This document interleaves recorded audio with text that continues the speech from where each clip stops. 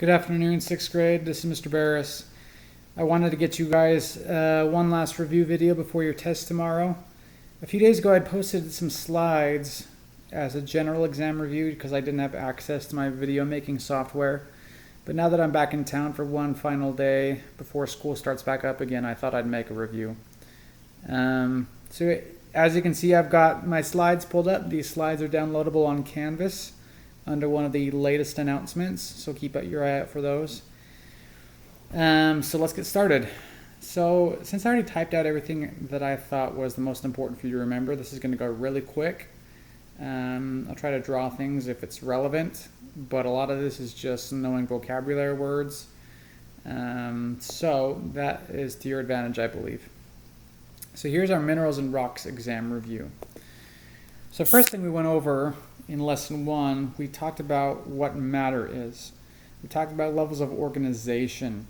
Now atoms, as you guys all know, are the smallest units of matter. What that means is that disregarding protons, neutrons, and electrons, which are actually smaller than atoms, we're just going to say atoms are pretty much as simple as you can get. On the periodic table, you'll see there's a lot of different kinds of atoms. Different kinds of atoms are called elements. Okay, so some examples of elements are carbon, gold, nitrogen, oxygen, those kinds of things. Now, atoms, they can join together through chemical bonds to make what are called compounds. So as you're starting to memorize this organization, just remember atoms are smallest and they can make compounds. Next we talked about what minerals are. So minerals are made of elements and they have to be solid. Okay, so water is made of elements, but it's obviously not a solid unless it's frozen, so it's not a mineral. Additionally, minerals have to have crystalline structures. Okay, whenever you see the word crystalline, just think crystals. And these crystals are going to differ based on the class of mineral you're talking about. That's basically it for that slide. Not much to draw or say anything other than that. Okay, we talked about 3 ways that minerals form. And this is going to become really repetitive as we start talking about the different classes of rocks. Minerals can form from cooling of lava or magma. And the main thing to remember with this cooling process is that if the cooling happens very fast, you're going to get very small crystals. If cooling takes a long time, then the crystals are going to have a lot of time to grow. Okay. Temperature and pressure changes can also cause the formation of minerals. The example we talked about in class was diamonds. Now diamonds are made of pure carbon exactly like coal is, but the only difference between coal and diamonds is the bond angles. And those bond angles can be altered with intense heat and pressure.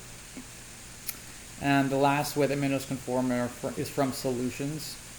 We talked about how water can evaporate from solutions, leaving minerals behind. There are chemical reactions that can create minerals through something called precipitation. Basically, that's just a fancy word for a mineral forming and settling out of solution. That's that. Okay, here's where we get to some more specific stuff. There are 2 classes of minerals. We have the silicates and the non-silicates.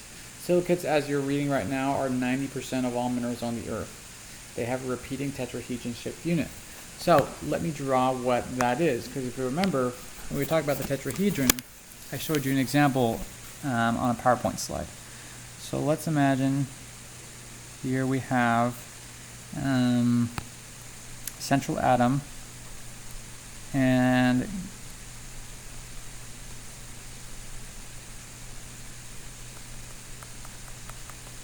you can probably imagine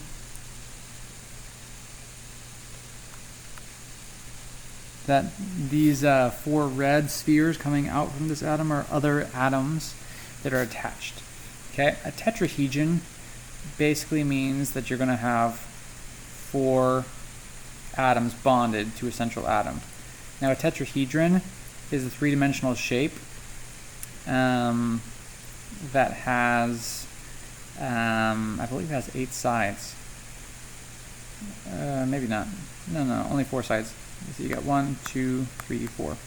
Okay, but just remember, tetrahedrons are patterns where you have one central atom with 4 atoms bonded to it.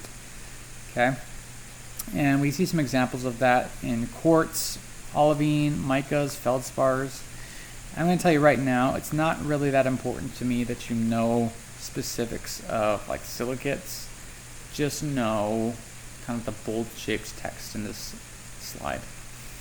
Okay, other than silicates, we have non-silicates, which do not have this tetrahedron shaped unit. Made commonly of iron, carbon, sulfur, and fluorine. And some examples. Once again, don't worry too much about knowing specifics, but do know this word right here. Native elements. Okay, so native elements are minerals that are made up of only one element. An example of that is gold or diamond, since those things are just made up of one type of element. Granite, on the other hand, is made up of probably lots of different things in those crystal structures. So we don't really call granite a native elements. Okay. Next, we talked about physical properties of minerals. A lot of these are pretty obvious, so I'm not going to spend too much time on color. Just note that color is not very reliable because colors can change through different processes. A much better color indicator is a mineral's streak, which is the color in the mineral's powdered form. Next, we have hardness, which is basically how hard it is. Now, the technical textbook definition is the resistance to scratching. Now, we didn't talk about this specifically in class, but hardness is measured using Mohs hardness scale. If you want to look that up, it basically gives a table with numbers that you can use to compare minerals to each other and their hardnesses. Next, we talked about a mineral's cleavage and fracture. Cleavage and fracture basically discuss how a mineral breaks. Some minerals have planes that the mineral will break along. Like if you imagine slate or shale, those are very flat minerals that break off in little layers and sheets. But if you talk about other minerals, say granite, that whenever that breaks, it's very jagged. It's not very uniform. So, yeah, that's basically what cleavage and fracture are discussing, how a mineral breaks. And then last, we talk about luster. Luster is the way that light is reflected by a mineral's surface, or in other words, how shiny it is. Okay. So if you remember the obsidian I showed you in class, this very shiny black rock, that has a very high luster because it reflects light very well. If you take that and compare it to a piece of coal, which doesn't really reflect light at all, you can see the luster difference. So those are different properties of minerals. Let's go on. Now, I had a student email me the other night asking why we were doing weathering, erosion, and deposition again, since we already covered it at like the beginning of the year. Let me just tell you guys, a lot of the stuff we've talked about this year keeps repeating itself. We talked about pressure differences over and over again through different applications. So don't fuss about us going over this stuff again because we're just glossing over it. I already made you learn the nitty-gritty stuff at the beginning of the year. This is just kind of a review slide. So just remember, weathering is just the breakdown of rock by temperature changes, water, wind, chemicals, and ice. The only difference between weathering and erosion is that erosion is the transport of what you're breaking down by water, wind, ice, or gravity. And then we have deposition, where the force of gravity overcomes the force of transport, and whatever sediments or minerals you're carrying will basically drop and deposit someplace. So that's that. Okay. We've got our 3 classes of rock listed here. We've got igneous, sedimentary, and metamorphic. So this is a lot more recent than what we've learned in class, so hopefully this is ringing a bell to you right now. Igneous is rock that is formed by the cooling of magma or lava.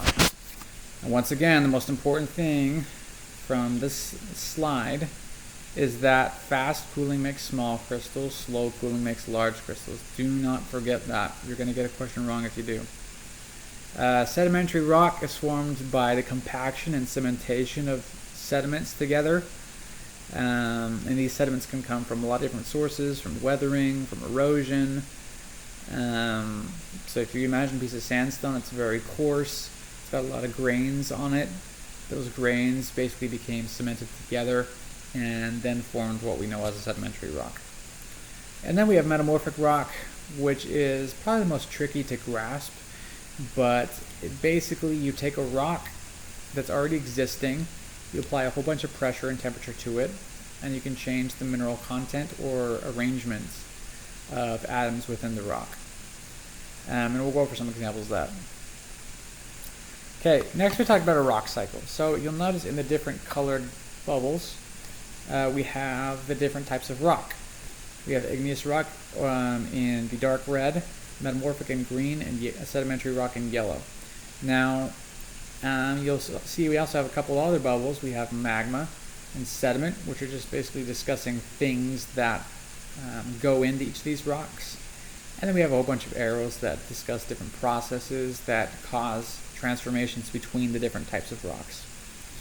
I said in class that I really like this diagram because it basically gives you every possible route that a rock can take to become another type of rock. If you guys are super nice to me tomorrow, I'll let you use your notes, so you'll always have this diagram in front of you. But keep that in mind, that's only if you're nice. So what I would do is study this diagram regardless, and just be ready to talk about it if it comes up. Okay, next. So this talks about tectonic plate motion and the rock cycle. There are 3 vocabulary words here. Just remember, the Earth's made of tectonic plates that are constantly moving, and when these plates are moving apart specifically, we get what are called rift zones, which are basically trenches that appear between the different plates. Now when rift zones are created and plates move apart from each other, sometimes we can get rock that becomes uplifted due to the absence of weight on top of it. And that kind of brings us to our next definition, uplift. When plates collide, pressure of the plates causes folding of the Earth's crust and uplift of an area in a process called uplift. If you can see my face in your screen, this is what I'm talking about. You got your plates, they're going together. The pressure causes the crust to fold, go upward. However the crust wants to fold itself, you'll get some sort of uplift process. And that explains kind of how we get mountain ranges like the Andes or the Himalayas. And the last definition on this page is subsidence. So if you didn't know what subsidence meant, if you cover up part of the word subsidence, you'll see the word subside. Now, if something's subsiding, you've probably heard it in the context of something sinking or settling. That's exactly what subsidence means. It's the sinking of the Earth's crust as a result of removal of groundwater or the motion of particles acting on the crust. So subsidence can happen when you have groundwater that leaves in a region of the Earth's crust, and that causes like a collapse of a cave or something. That's subsidence. Subsidence can also happen due to the motion of particles on top of it. So if you've got a lot of sediment bearing down on a particular region of the Earth's crust, that region could subside and you get subsidence. Okay, rocks and their classification.